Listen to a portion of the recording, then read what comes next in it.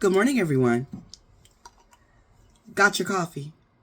I got mine. I need it too. I was able to sleep in today, but I have to get going after I do this video. But it was good while it lasted. Anyway, first things first, happy Valentine's Day for all you lovers and friends and family. Happy Valentine's Day. I want to say thank you so much to Edward, Bertha, and Bethany. Edward, thank you so much.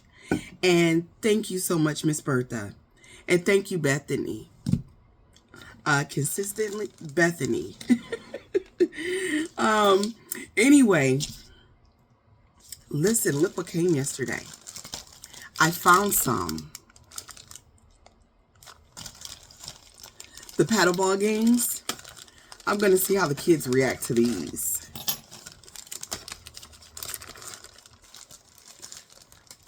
I bought a bunch of them. You get the point. And then look what else I got. Jacks. Man, when I tell you growing up when I was a kid, honey, this was my game. And these kids around here, remember I told you the kids in this neighborhood, they play. And the reason why our neighborhood, again, the reason why it's filling up like it's filling up is because of multi-generational living, because no one almost, fewer and fewer people are able to afford to live alone. So we've got an influx of kids around here. And our kids, actually, they ride their bikes, they socialize. Sometimes, listen, their socialization is centered around that library pantry. They come, they read the books. Well, they scan through them. They scan through the candy, what's in there. They talk. They have these conversations. Here, you get it. They have these conversations. And I realized that this is kind of like a meeting place for them, They walk down with their bags. They talk about, I hear conversations where they're talking about their day. They're talking about their plans. And this little old library pantry has really become community. It has.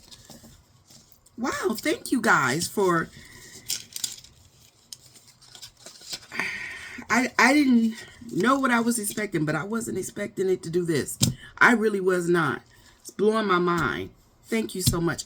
I couldn't do it without y'all, without people like Edward and Bethany and Miss Bertha, and so many others, Nicole and Jen and Vincent and, Miss Dreadheads, Gilda and Miss Shirley. Oh, we heard from Shirley. She just put in one little comment, but I heard from her.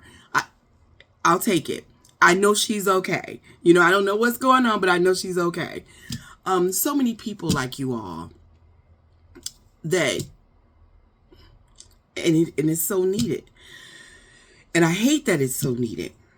Speaking of which, I was up last night and I was thinking about this young lady that lost her 2 kids because she was homeless, and how now everyone is having this conversation centered around houseless people.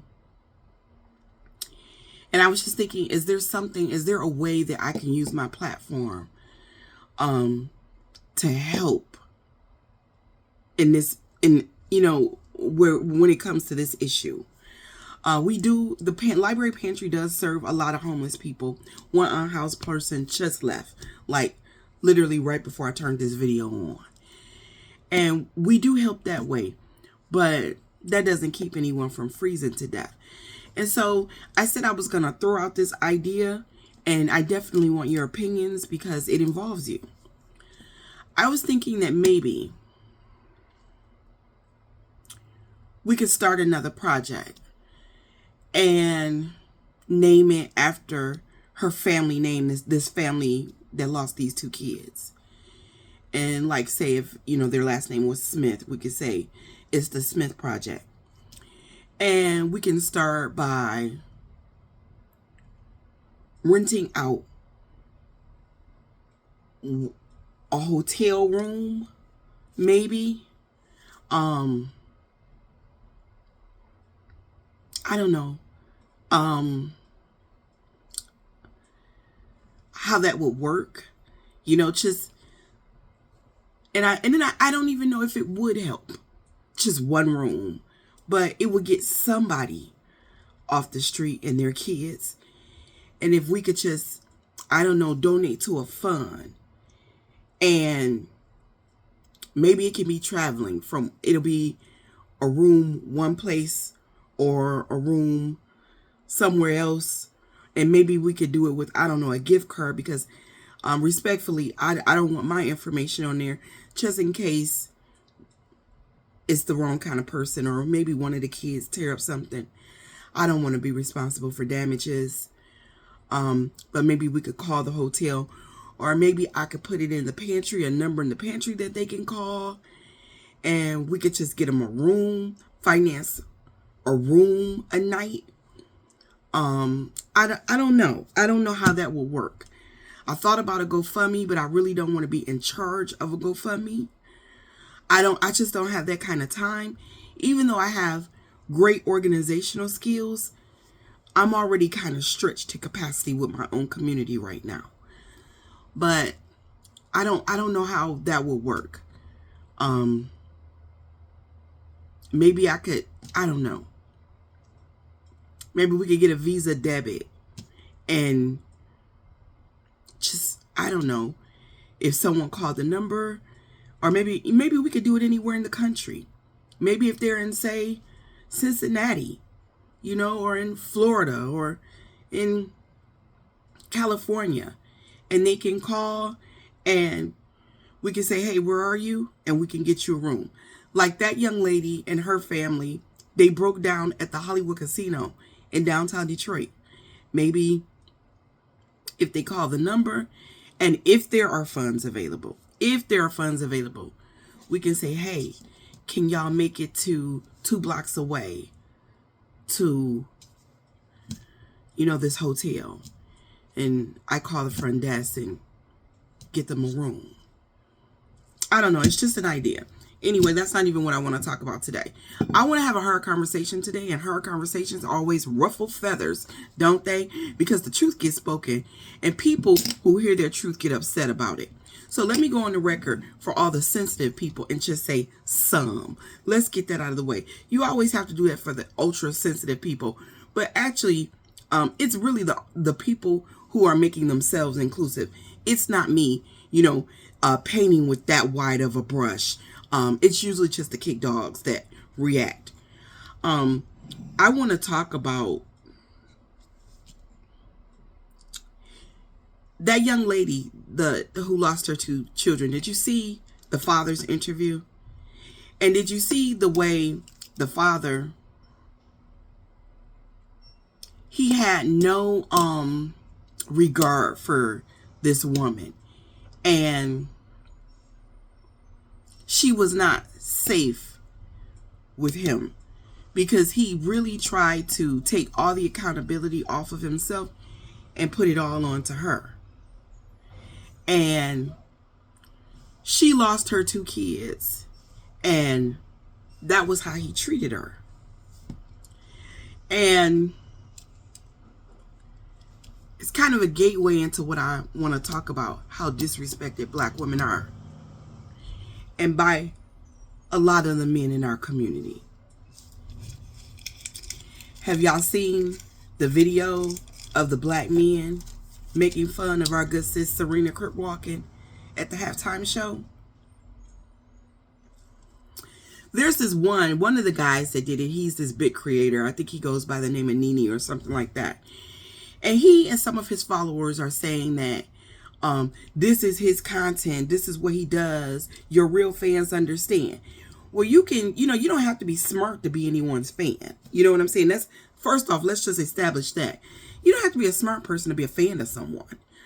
And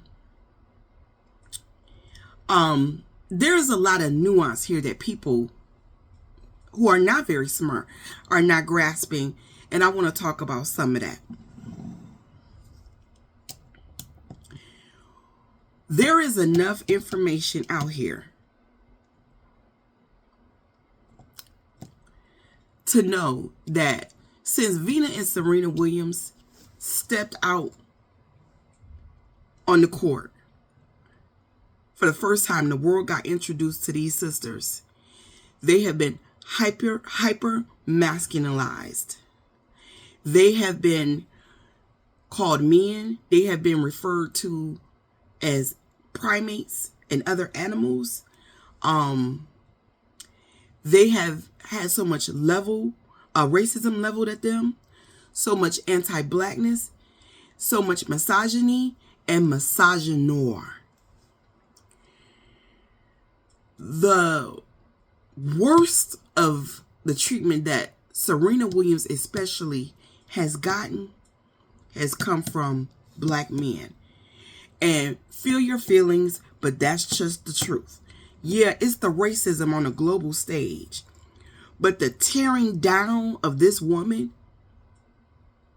and her blackness and her femininity has been at the hands of black men. And that's just the truth. And for the world, for black men to continue to criticize us, dog us out, drag us for the benefit of white supremacy so that the whole world can see you do it. At the end of the day, when you peel back all of those layers, it really doesn't have anything to do with black women. It has everything to do with you and how you feel about being black. That's what it comes down to. That's what it comes down to at its core. Because when you are proud to be black, because I know what that feels like. When you feel blessed to be black, because I know what that feels like. When you feel thankful and grateful to be black, you carry it everywhere. It's in everything you do. It's in how you treat other black people, how you approach blackness, how you defined it, how you defend it, how you display it. It is actionable.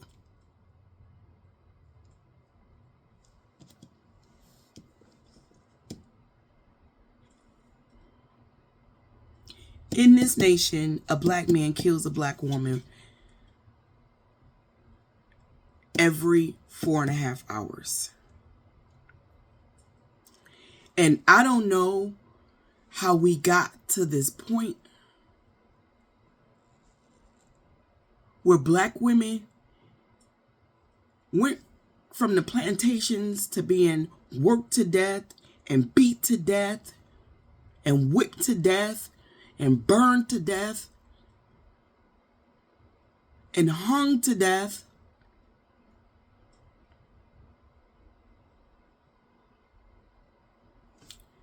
To fighting so hard for our rights and our place in this world, to stand free side by side with black men,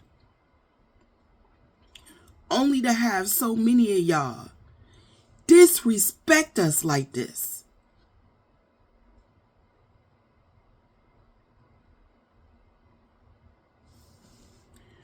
But if we gonna look at them, we gotta look at everything, black women. What is going wrong in the way that they are being raised? Are we deliberately raising them to be proud of their blackness? Are we deliberately raising them to be respectful of blackness and black women? Are we deliberately raising them to be conscious black men?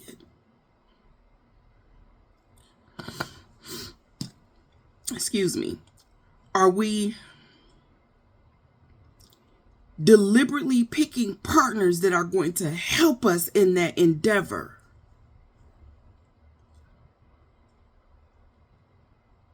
Why are we picking partners like our good sis did,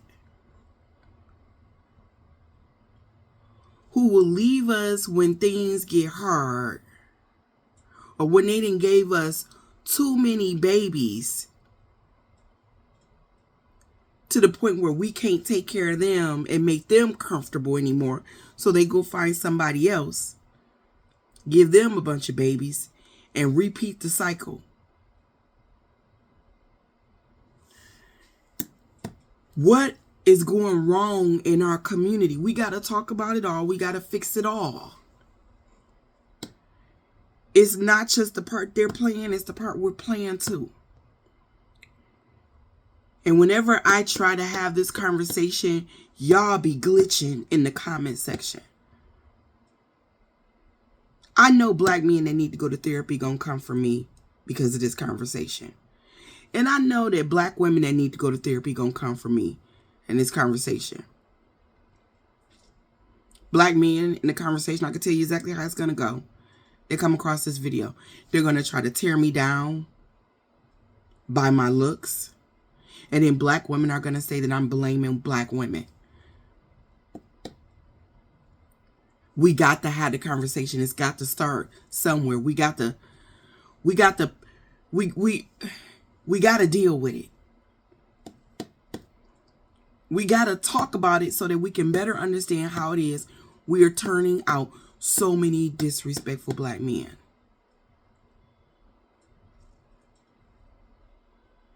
How are we turning them out like this? What is going on? And yeah, I know that the world, this racist world, especially this racist nation, is doing a number on them. It's psychologically traumatizing to see men that look like you be treated the way that black men are treated in this nation. It's psychologically damaging and harmful for them to see other black men be shot in the back 16 times like Laquan McDaniel. It's hard for them to feel like men when other men shut them out of earning a decent livable wage, and they can't take care of these families that they are creating. That's got to do something for your manhood. I get it. I know what the world is doing to them. And I know that we can't keep coddling them. And I know that we are not responsible for their manhood and their masculinity. But we are responsible up until they're at least 18. So what are we putting into them? What are we pouring into them? Are we centering black respect? Are we centering community? Are we centering black love? Are we centering self-love? Are we centering emotional intelligence? Are we centering black history?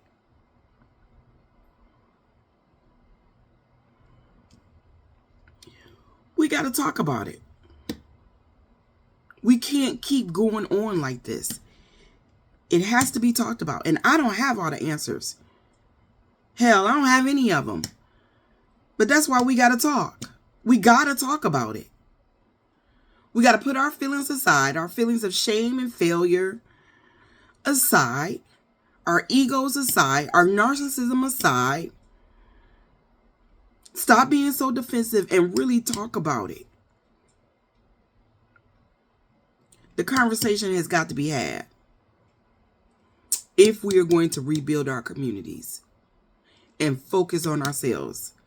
This is the black business that we need to be talking about. Leave all them other folks alone. If you would like to donate or contribute to the platform, I'll leave my Cash App and Venmo down in the comments. Have a righteous day. Do something nice for someone.